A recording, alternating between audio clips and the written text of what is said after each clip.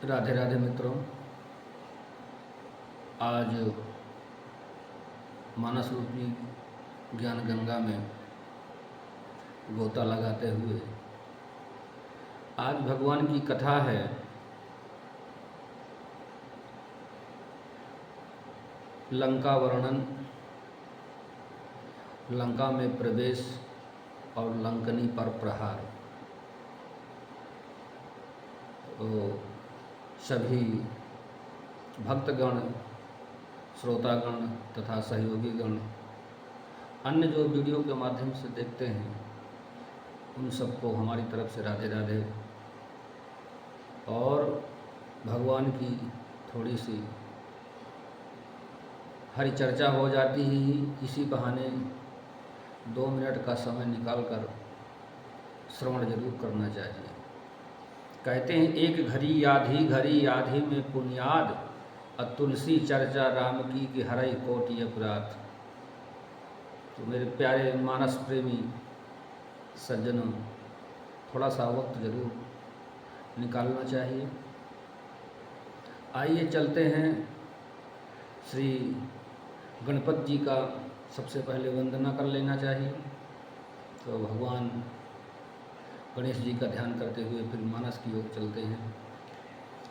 गजाननं भूतगणाधिसेवितं कपित्थजम्बूफलचारुभक्षणं उमासुतं शोकविनाशकारकं नमामि विघ्नेश्वरपादपङ्कजम्।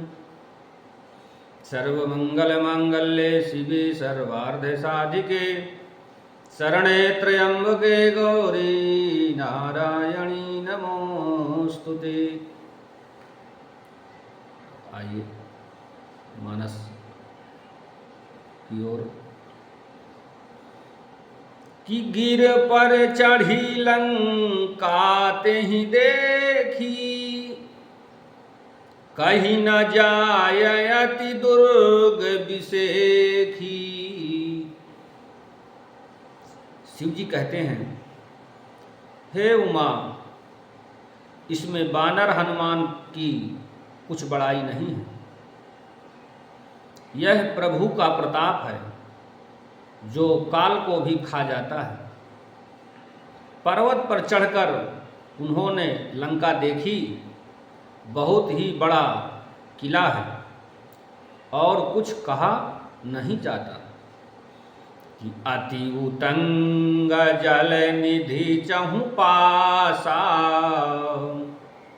कनक कोटि कर परम प्रकाश। वह अत्यंत ऊंचा है, उसके चारों ओर समुद्र है। सोने के परकोटे, 4 दीवारी का परम प्रकाश हो रहा है। कि कानक कोट विचित्र मणिकृत सुंदरायत नाभ घना, चहु हट्ट हट्ट सुबट्ट वीथि चारुपुर बहुविधि बना। गज बाजी खच्चर निकर पदचर रथ बरूथनि को बनय गनय। बहुरूप निश्चर जूथ अति बल सेन बरनत नहीं बनय। सज्जनों, कहते हैं विचित्र मणियों से जड़ा हुआ सोने का परकोटा है। उसके अंदर बहुत से सुंदर सुंदर घर हैं, चौराहे हैं, बाजार हैं, सुंदर मार्ग, रास्ता, गलियां हैं। सुंदर नगर बहुत प्रकार से सजा हुआ है। हाथी, घोड़े, खच्चर समूह तथा पैदल और रथों के समूहों को कौन गिन सकता है। अनेक रूपों के राक्षसों के दल हैं। उनकी अत्यंत बलवती सेना वर्णन करते नहीं बनता। बन बाग उपवन बाटिका सरकूप बापी सोहहि। नर नाग सुर गंधर्व कन्या रूप मुनि मन मोहहि। कहते हैं वन, बाग, बगीचा, फुलवाड़ी तालाब, कुएं, बावलियां सुशोभित हैं। मनुष्य, नाग, देवताओं और गंधर्वों की कन्याएं अपने सौंदर्य से मुनियों को भी मनों को मोह लेती हैं। ऐसी वहाँ की नगरी है। तो सज्जनों, और कहते हैं कि पूर्व रखवारे देख बहु कपि मन कीन विचार, अति लघु रूप धरौ निसी नगर करौ पैसार। सज्जनों, नगर के बहुसंख्यक रखवालों को देखकर हनुमान जी ने मन में विचार किया कि अत्यंत छोटा रूप धरूं और रात के समय नगर में प्रवेश कर जाऊं। तो क्या भगवान रूप धारण करते हैं कि मासा के समान रूप कपि धरी, लंका ही चले सुमिर नर हरि, नाम लंकनी एक निश्चरी, सो कह चले सी मोहिनिंदरी। सज्जनों, हनुमान जी मच्छर के समान छोटा सा रूप धारण कर नर रूप से लीला करने वाले भगवान श्री रामचंद्र जी का स्मरण करते लंका को चले। लंकनी नाम की एक राक्षसी रहती थी। वह बोली, मेरा निरादर करके बिना मुझसे पूछे कहाँ जा रहे हो? जान सी नहीं मरम सठ मोरा, मोरे आहार जहाँ लगी चोरा, मुठिकाए को महाकपि हनी, रुधिर बमत धरनी धनमणि। सज्जनों, वो कहती है, हे मूर्ख, तूने मेरा भेद नहीं जाना। जहां तक जितने चोर हैं वे सब मेरे आहार हैं। महाकपि हनुमान जी ने उसे एक घूंसा मारा, जिससे वह खून की उल्टी करने लगी, पृथ्वी पर लुढ़क कर गिर पड़ी। फिर पुनि संभार उठी सोलंका, जोरी पानी कर विनय सशंका, जब रावण ही ब्रह्म बर दीन्हा, चलत बिरंची महामोहि चीन्हा। सज्जनों, वह लंकनी फिर अपने को संभाल कर उठी और डर के मारे हाथ जोड़कर विनती करने लगी और बोली, रावण को जब ब्रह्मा जी ने वर दिया था तब चलते समय उन्होंने मुझे राक्षसों के विनाश की यह पहचान बताई थी।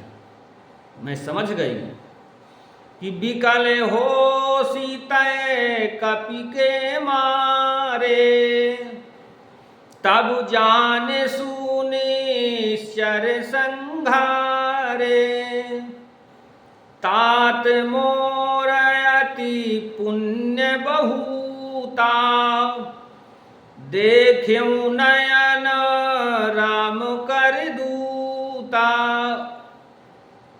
और कहती है, सज्जनों, जब तू बंदर के मारने से व्याकुल हो जाए तब तू राक्षसों का संहार हुआ जान लेना। हे तात, मेरे बड़े पुण्य हैं जो मैं श्री रामचंद्र जी के दूत यानी हनुमान आपको नेत्रों से देख रही हूँ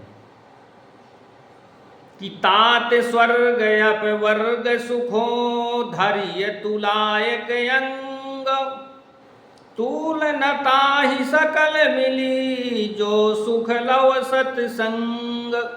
सज्जनों, कहती है तात, स्वर्ग और मोक्ष के सब सुखों को तराजू के एक पलड़े में रख दिया जाए तो भी वे सब मिलकर दूसरे पलड़े पर रखे हुए उस सुख के बराबर नहीं हो सकते जो लव यानी क्षण मात्र के सत्संग से होता है। इसलिए सज्जनों, सत्संग, धार्मिक चर्चा, अध्यात्म बहुत जरूरी है मनुष्य को। मनुष्य के जीवन में ये तीन चीज़ें बहुत परम आवश्यक है। एक तो गुरु का संग और विद्वानों का सत्संग और अध्यात्म यानी भगवान की पूजा अर्चना वंदना इत्यादि। ये अध्यात्म तत्व की ओर जरूर जाना चाहिए यानी जुड़ना चाहिए, ताकि जीवन का तभी परम सुख और आनंद प्राप्त होता है। काम करने को किसी को मना ही नहीं है, व्यवसाय नौकरी इत्यादि सब करना चाहिए क्योंकि आज का आर्थिक युग है, परंतु क्षण भर के लिए समय जरूर निकालना चाहिए। जहाँ पर धर्म की चर्चा होती हो वहाँ पर जरूर जाना चाहिए। रास्ते पर कोई मार्ग में मंदिर दिखाई दे तो नतमस्तक यानी कि भले ही गाड़ी पर बैठे हों तो गाड़ी से ही भगवान का प्रणाम करना चाहिए। यदि पैदल नहीं हैं, गाड़ी पर बैठे हैं तो गाड़ी से ही मंदिर का प्रणाम जरूर करना चाहिए। इसीलिए कहते हैं मार्गो शिखरो भवति, मार्ग में शिखर दिखाई दे। शिखर मतलब मंदिर, मंदिर के ऊपर जो चोटी रहती है, जो शिखर दिखाई देता है, वो शिखर इसीलिए लगाया जाता है कि दूर से दूर तक आदमी मंदिर को देख सके। तो वह मंदिर का भगवान का रूप मान करके प्रणाम जरूर करना चाहिए, नहीं तो भगवान एवं मंदिर का अपमान होता है। तो सज्जनों, आओ थोड़ा भगवान की हर चर्चा कर लेते हैं। श्रीमन्नारायण नारायण नारायण, श्रीमन्नारायण नारायण नारायण, श्रीमन्नारायण नारायण नारायण। जो नारायण नाम लेत है, जो नारायण नाम लेत है, पाप होत अति क्षारायण। श्रीमन्नारायण नारायण नारायण, श्रीमन्नारायण नारायण नारायण। भजमन नारायण नारायण नारायण, भजमन नारायण नारायण नारायण। सज्जनों, अब कथा यहीं पर विराम चाहती है और सभी प्रेमी भक्तगण, सहयोगीगण, श्रोतागण, सब लोगों को हमारी तरफ से राधे राधे। और वीडियो देखने के बाद लाइक कमेंट जरूर करिए। और हमारा जय माता दी के नाम से चैनल भी चलता है यूट्यूब का, तो यूट्यूब पर सब्सक्राइब करिए।